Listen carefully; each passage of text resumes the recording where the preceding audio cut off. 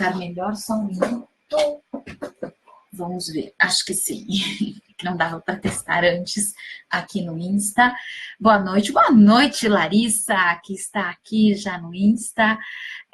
Muito bem-vinda, bem-vinda, você que está chegando aqui agora para esse nosso bate-papo. E nós mudamos de horário de fazer a live, porque para que mais pessoas pudessem assistir, eu fazia na hora do almoço, mas eu estava recebendo várias reclamações de que era um horário não muito fácil de acompanhar, então a gente mudou aqui para a noite. E, enfim, espero que mais pessoas possam nos acompanhar aqui neste horário. Boa noite, Lari! Bom, e hoje o nosso bate-papo, aproveitando a temática do Outubro Rosa, vai ser sobre as causas emocionais do câncer de mama. Eu, minha formação é em psicologia, eu atendo, inclusive, muitas mulheres, aliás, eu atendo homens e mulheres, mas muito mais mulheres do que homens, né? Já estou nessa prática clínica há alguns anos, uns 17 anos, eu acho, talvez mais, precisa fazer um pouco de conta, mas deixa para lá. E então, ao longo desse tempo, obviamente já pude acompanhar mulheres com várias questões aí diferentes, várias questões emocionais, e algumas delas passando por este processo, que é um processo bastante desafiador, que é o processo do câncer de mama. E aí, claro que algumas observações de ordem prática, de ordem clínica, aconteceram ao longo desses anos, desses processos, mas eu vou me basear também, principalmente, em alguns autores, em alguns estudos, em algumas áreas dentro da psicologia nas quais eu me baseio, nas quais eu realmente estudo, enfim, porque eu acho que elas nos ajudam a, enfim, ter um parâmetro aí talvez um pouco teórico e que a gente pode, quem sabe, exemplificar com alguns casos clínicos, ok? Então, assim, pensando, primeiro, antes até da gente chegar no câncer de mama, eu acho que tem algumas questões que vêm antes, que são fundamentais de nós falarmos. Muitas pessoas sabem, aqui já me seguem no Carolina Salles Oficial, tanto no Insta como no Face, sabe que o meu trabalho, obviamente eu faço um recorte em tudo aquilo que eu faço por conta da minha formação em psicologia, e por conta de fazer esse recorte, e também usando a programação neurolinguística, especialmente para fazer esse recorte, o meu olhar vai ter, claro, esse viés. Então, certamente, se a gente for ouvir um psicanalista falando de doenças somáticas, de como que elas acontecem, talvez seja um pouco diferente do que eu vou trazer aqui, porque eu vou trazer, então, esse olhar da programação neurolinguística, até mesmo o olhar da acupuntura, que eu tenho formação em acupuntura. Então, olhando para antes do câncer de mama, eu quero falar do processo de adoecimento. O processo de adoecimento, evidentemente, ele tem causas biológicas, ele tem causas, inclusive, sociais, físicas, e ele também tem causas emocionais. E dentro da programação neurolinguística, a gente entende que qualquer sintoma, que a gente então pode chamar de doença, mas qualquer sintoma, uma dor de cabeça, uma dor de estômago, uma lombalgia, enfim, qualquer sintoma, ele é uma comunicação do nosso corpo para com a nossa mente, para sinalizar que algo não vai muito bem, que algo não foi elaborado, que algo não foi digerido, ou que algo está ali como que um nozinho ali para ser resolvido. E é por isso que a gente tem dor de estômago, dor de garganta, enxaqueca, enfim, uma série de sintomas. Então, a programação neurolinguística entende que os nossos sintomas acontecem dessa forma. A psicossomática, de um jeito muito parecido, entende que as questões emocionais não elaboradas, elas vão para o corpo. Né? Elas vão para o corpo no sentido de se tornar um sintoma, e porque por alguma questão não resolvida. Então, é de um jeito muito próximo do que a programação neurolinguística também entende. Então, isso vale para todos os sintomas, enfim, para qualquer doença, para qualquer sintoma. Para quando a gente fala do câncer, vários estudos, se a gente colocar ali, procurar os estudos científicos, a relação do câncer com questões emocionais, a gente encontra uma batelada de artigos científicos falando sobre isso, e a gente observa, ao estudar pessoas com câncer, ao estudar a vida emocional dessas pessoas, o quanto, de fato, algumas questões ali não foram elaboradas. E assim como, tanto na programação neurolinguística como principalmente na psicossomática, cada órgão tem um significado. O que eu quero dizer com isso? Por exemplo, o estômago, ele digere. Então, qual o significado emocional? Qual é o símbolo do estômago? Por exemplo, fazer uma digestão, não só física, mas simbolicamente, uma digestão emocional, digerir questões emocionais. Então, eu absorvo uma questão emocional, me acontece, eu elaboro, faço digestão, tiro o que tem de bom, elimino o que não é bom, absorvo, eu faço a digestão. Então, é para isso que o estômago, essa é a função física do estômago e simbolicamente a função emocional, metaforicamente, a função emocional do estômago. Então, por exemplo, adoecer do estômago, não necessariamente um câncer, mas adoecer do estômago, para a psicossomática, está bastante relacionado a alguma questão não digerida. Assim como na garganta, alguma questão na garganta, para a psicossomática está dizendo algo que você não está falando, ou algo que você está tendo que engolir, enfim. Problemas no intestino, tem a ver com coisas que você não está eliminando. Então, para a psicossomática, acho que eu conheço pouco da nova medicina germânica, mas o pouco que eu conheço, junto com a Tati, que é a minha osteopata e que, né, ao fazer os atendimentos, sempre me explica alguma coisa a respeito da medicina, da nova medicina germânica, acho que é nova medicina germânica que chama, tem muito isso, né? Cada órgão tem um significado, tanto para a psicossomática como para a nova medicina, existe um significado, então eu adoeço em função daquele significado que tem aquele órgão, eu adoeço naquele órgão em função daquele significado.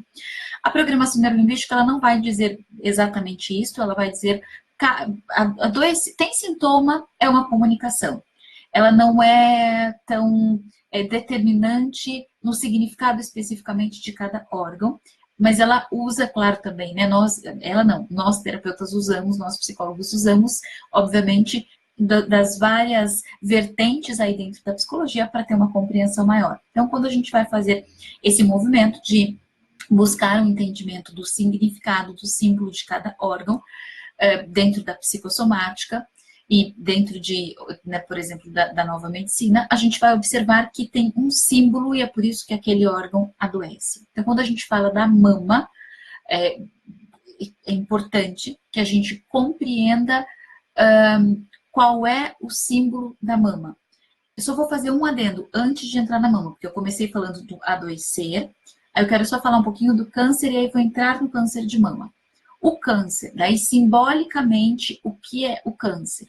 Normalmente, o câncer, ele tem a ver, porque o câncer, agora eu vou usar um pouquinho da acupuntura para falar sobre isso. A acupuntura diz que o câncer é uma massa yin, né? É um bloco, é uma massa energética.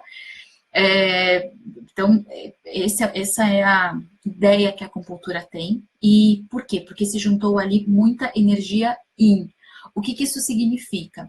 É muito peso, talvez assim, mágoa, tristeza, introspecção, voltar-se para dentro. Então, é um não colocar para fora, é um ficar aqui dentro, é introspecção. Então, a acupuntura vai dizer, faz esta leitura, a psicossomática também, né? Porque a gente, então, prolifera células que não são benéficas para a gente, então, né, essa movimentação que é ali interna das nossas células sendo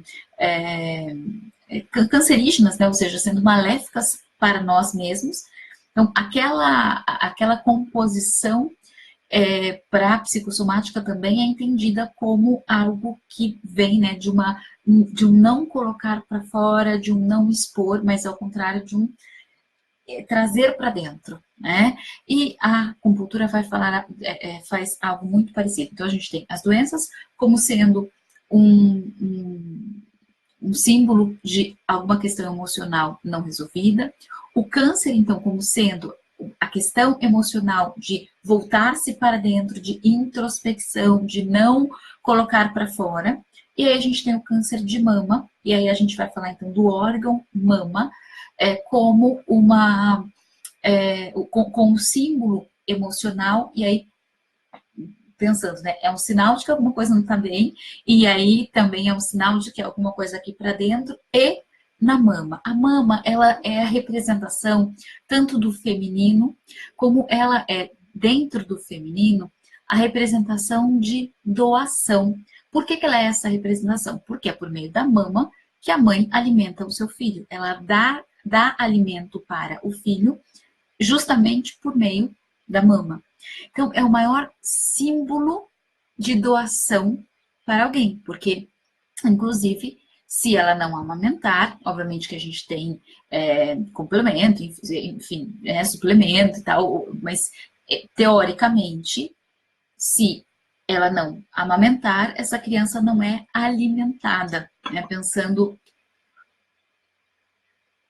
quando não se tinha, por exemplo, suplemento, né, como aquela criança, né, aquela criança precisava ser alimentada de alguma forma, então, não só aquela criança, né, de hoje, todas elas, e esse, então, é o símbolo da doação, da nutrição, e tanto é assim que a gente sabe que nos primeiros meses da criança, a mãe é quase que, né, ela quase que se volta exclusivamente para aquela função, então é uma função de extrema doação. Você olha uma mãe que acabou de ter neném e você observa que ela fica muito em casa e muito em função de amamentar o filho. Então, e é muito comum o relato das mães de que, nossa, eu não consigo tomar banho, eu não consigo fazer tal coisa, porque fica em função daquilo. Então, aquilo, e porque qualquer outra pessoa pode cuidar de tudo, menos de dar o peito. O peito é só a mãe que dá. Então, tem essa representação, tem esse símbolo desta doação. E simbolicamente, então, tem a ver com a mulher se doar, se relacionar, se entregar. Quando ela psiquicamente é impedida desta doação, dessa entrega, isto pode, ao longo do tempo, né, não é simplesmente um ponto e isso acontece, mas né, este é um fator que normalmente possibilita ou estimula, nem estimula a palavra, mas é uma das causas, digamos assim, né, pode ser uma das causas, que é justamente quando a mulher de algum modo, se vê impedida. E como é que ela se vê impedida? Tem várias formas disso acontecer. Não é que alguém impediu e a proibiu de se expressar. Não é necessariamente isto.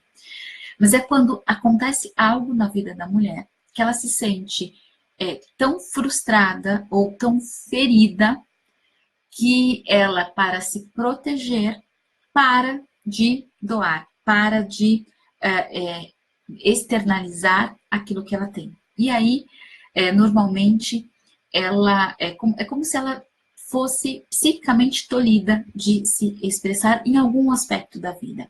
E pode ser um aspecto voltado para a maternidade, pode ser algum aspecto voltado para o casamento, ou qualquer outro aspecto da vida dela, mas que ela sente na expressão da afetividade tolhida, como se ela não pudesse expressar afetividade, porque ela corre um risco. Então, por exemplo, uma mulher que foi traída, uma mulher que, né, teve uma grande decepção amorosa, uma mulher que perdeu um filho. Não é que essas mulheres com essas condições têm uma tendência a ter câncer de mama. Não é isso que eu estou dizendo. Eu estou aqui dando exemplos de situações em que a mulher pode se sentir tolhida na sua afetividade e então ela passa a se proteger e para se proteger ela para ou ela diminui a expressão afetiva aqui fora. Então, ao fazer isso, o que que acontece? Lembra que há pouco eu falei que o câncer normalmente é quando a gente se volta, né, internamente é um excesso de yin para a acupuntura.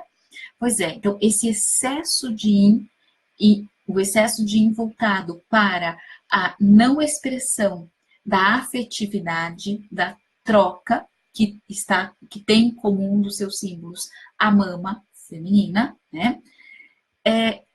Pode, né, se isso se prolonga, se isso não é elaborado, se isso. E obviamente que pode ter outras causas aqui junto, tem questões alimentares, ambientais, enfim, biológicas, genéticas. A gente tem uma série de composições. Eu estou fazendo um recortezinho na área emocional, considerando que a gente tem todas as outras áreas aí, e que obviamente, todas elas precisam ser consideradas. E por que por que falar disto? Porque o melhor jeito, e a gente, né, o Outubro Rosa é para isto, o melhor jeito de cuidar do câncer de mama é prevenindo. É o melhor jeito.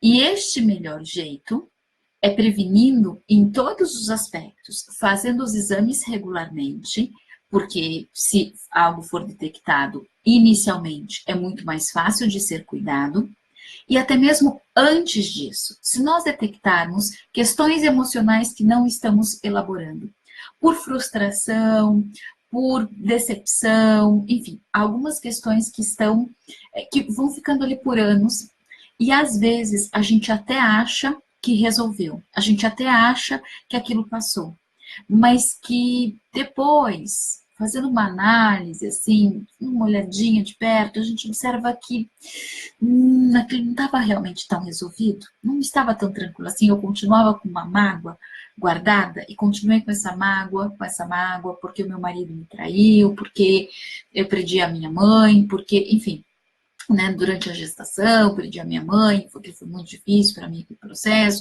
Então, a gente tem uma série de situações que são geralmente altamente impactantes para a mulher, de intensa frustração, e que se isso não for cuidado, isso pode gerar o câncer de mama. Pode, não significa que vai. Pode, uma hipótese, uma possibilidade. Só que a prevenção também é cuidar da questão emocional.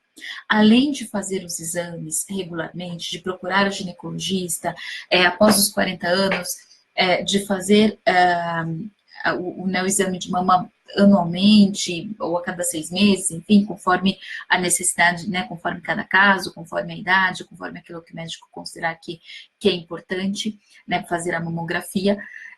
Além disto, também é importante fazer uma prevenção nos seus aspectos emocionais. Então, por isso que eu quis falar um pouco disso. É claro que, de novo, né, eu quero deixar muito claro que eu estou fazendo um recortezinho de um aspecto.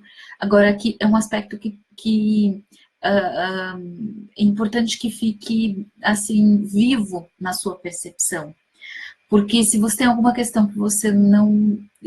que você remói, que não está ali fluida, procure ajuda para resolver essa questão.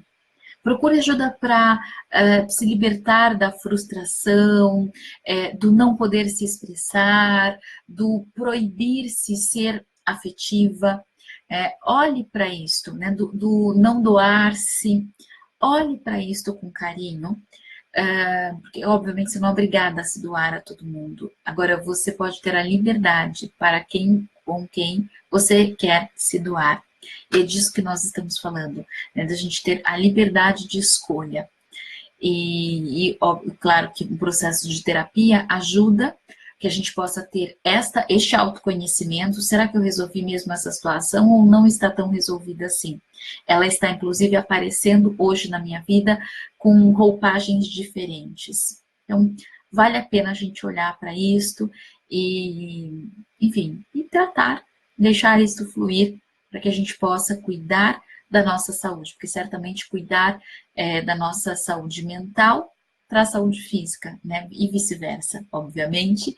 E então fazer essa prevenção é fundamental, a gente olhar para a gente como um todo, não só como uma parte emocional, tampouco somente como uma parte física.